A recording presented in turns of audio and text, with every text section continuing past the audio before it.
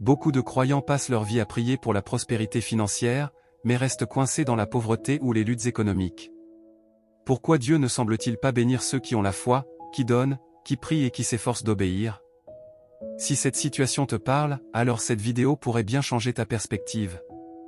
Avant d'aller plus loin, abonne-toi à la chaîne et aime cette vidéo dès maintenant. Cela te connectera à un contenu qui peut transformer ta vie financière et spirituelle. Il est choquant de constater combien de chrétiens travaillent dur, restent fidèles à l'Église, et pourtant, leurs finances stagnent. Est-ce un manque de foi, de prière ou d'effort? La réponse, bien souvent, est ailleurs. Il y a des principes que Dieu a établis pour la prospérité, mais qu'une grande partie de l'Église ne transmet jamais clairement. Beaucoup continuent de penser que la bénédiction financière est une question de miracle soudain ou de chance, alors qu'il s'agit avant tout de sagesse, de discipline et de fidélité appliquée. Une première réalité que beaucoup refusent d'accepter est que Dieu ne bénit pas le désordre.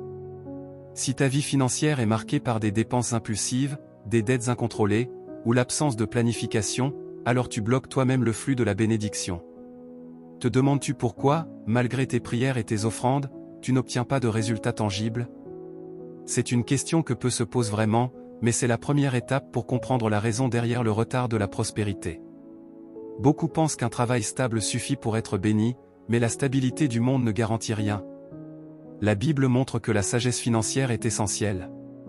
Dieu bénit ceux qui structurent leurs ressources avec vision, qui multiplient ce qu'ils ont déjà et qui prennent des décisions conscientes. Vivre simplement en attendant une bénédiction magique est la recette de la stagnation. Es-tu prêt à examiner tes habitudes et à découvrir ce que tu dois changer pour que la bénédiction devienne réelle? Une autre erreur fréquente est de séparer vie spirituelle et vie financière. On prie, on jeûne, on lit la Bible, mais on ignore comment appliquer ces principes dans la réalité économique. Dieu ne veut pas que la foi soit théorique.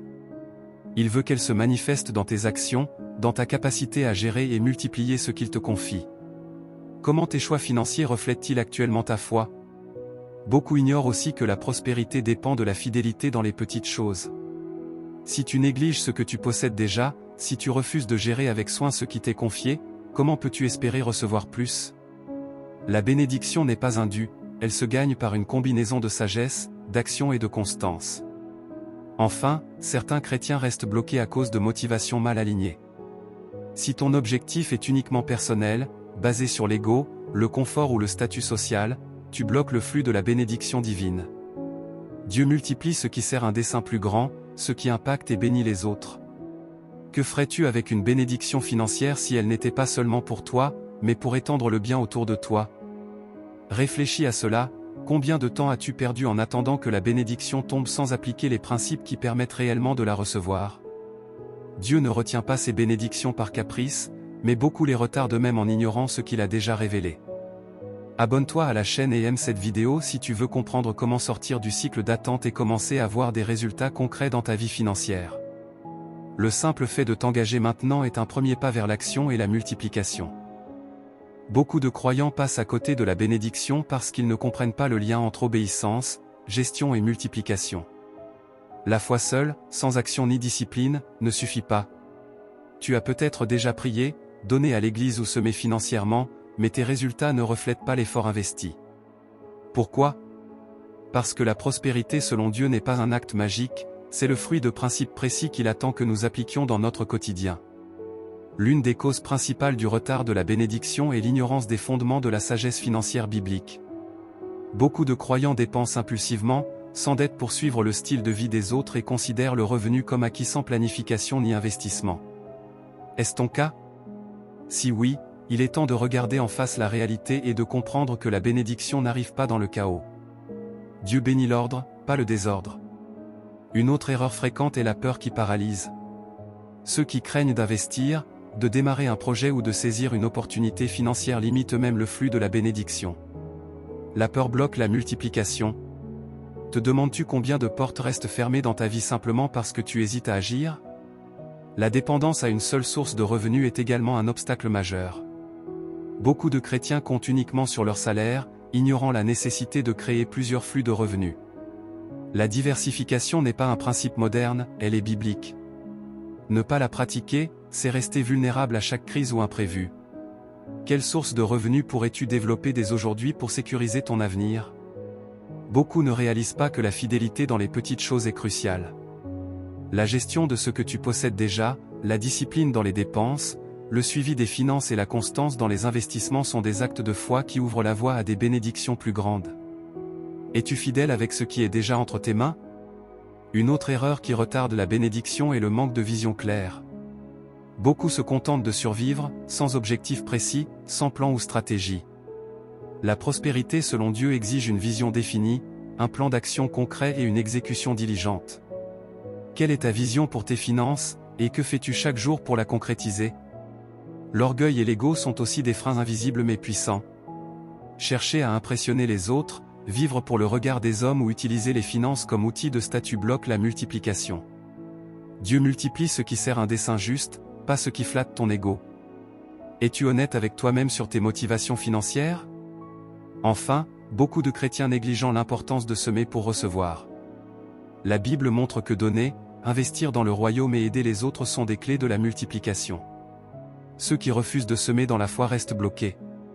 Te demandes-tu si tu es vraiment prêt à libérer tes ressources pour que Dieu les multiplie? Ces vérités peuvent être inconfortables, mais elles sont essentielles. Comprendre pourquoi Dieu ne bénit pas beaucoup de chrétiens financièrement est la première étape pour aligner tes choix, tes actions et ton cœur avec sa volonté.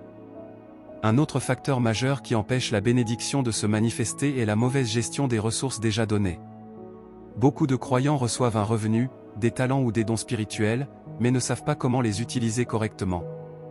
Ils dépensent sans plan, accumulent des dettes inutiles ou négligent les investissements à long terme. Te demandes-tu si tu utilises vraiment ce que Dieu t'a confié de manière stratégique et fidèle? La foi sans action concrète ne produit pas de résultats.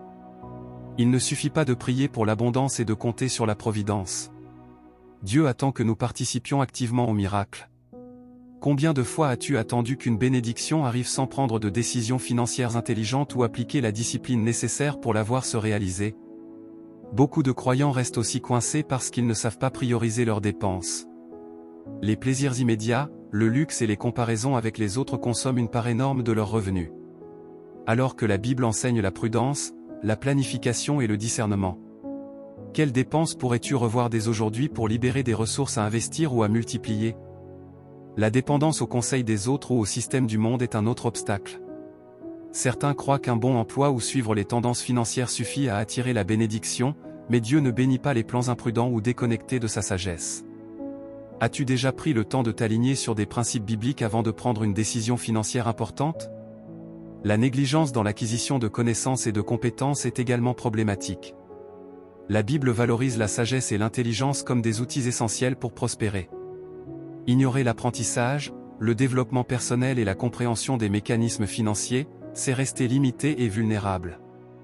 Te donnes-tu vraiment les moyens de grandir dans la sagesse et la compétence pour recevoir la bénédiction divine? Un autre point souvent ignoré est le manque de discipline spirituelle appliquée aux finances. La fidélité dans les petites choses, comme gérer son budget, épargner, semer et investir avec sagesse, est ce qui ouvre les portes à de plus grandes bénédictions. Ceux qui échouent à être fidèles dans ces domaines restent bloqués. Es-tu fidèle avec ce que tu possèdes aujourd'hui, même si cela te semble insignifiant? Beaucoup de chrétiens échouent également parce qu'ils ne considèrent pas la richesse comme un outil de service. L'argent, les talents et les ressources doivent être utilisés pour bénir les autres et contribuer au royaume. Si ton objectif principal est seulement personnel, tu limites la multiplication que Dieu peut réaliser à travers toi. Comment pourrais-tu utiliser ce que tu possèdes pour impacter positivement ton entourage et ton Église? Enfin, l'orgueil et la complaisance sont des freins invisibles mais puissants. Penser que l'on mérite la bénédiction sans appliquer les principes, ou que la prospérité est uniquement une question de foi sans discipline, bloque le flux divin. Dieu multiplie ce qui est fidèle, discipliné et aligné avec sa volonté. Te permets-tu d'être honnête avec toi-même sur tes erreurs et tes manquements? La vérité est que beaucoup de chrétiens restent dans la stagnation non pas à cause d'un manque de foi, mais parce qu'ils ignorent ou refusent d'appliquer les principes de gestion et de multiplication que Dieu a déjà révélés. Comprendre ces vérités est le premier pas pour transformer ta vie financière. Abonne-toi à la chaîne et aime cette vidéo si tu veux comprendre comment corriger ces erreurs et commencer à recevoir la bénédiction que Dieu a préparée pour toi. Ce simple geste est un premier pas concret pour mettre en pratique ces principes dans ta vie. Une autre raison cruciale pour laquelle beaucoup de chrétiens ne voient pas la bénédiction financière est le manque de planification et de vision à long terme. Beaucoup vivent au jour le jour, sans établir de budget, sans épargner ni investir pour l'avenir. Dieu ne bénit pas l'imprudence. Te demandes-tu combien de tes choix financiers actuels sont motivés par une vision claire plutôt que par des besoins immédiats ou des désirs passagers? Le fait de ne pas diversifier ses sources de revenus est également un obstacle majeur. S'appuyer uniquement sur un salaire ou sur une seule activité économique rend vulnérable à chaque crise ou imprévu. Dieu encourage la sagesse dans la gestion et la multiplication des ressources. As-tu réfléchi à la manière dont tu pourrais créer plusieurs flux de revenus pour sécuriser ton avenir et ouvrir la voie à la bénédiction? Une autre erreur fréquente est l'absence de discipline dans les dons et les offrandes. Beaucoup donnent par obligation ou par routine, mais la bénédiction divine est activée par un cœur généreux et volontaire. Le don réfléchi et motivé par la foi ouvre des portes que la simple charité ne peut atteindre. Es-tu prêt à redéfinir ta manière de semer pour voir une multiplication réelle? Le manque de persévérance est également une cause importante. Beaucoup abandonnent trop vite devant les obstacles, les échecs ou les retards apparents.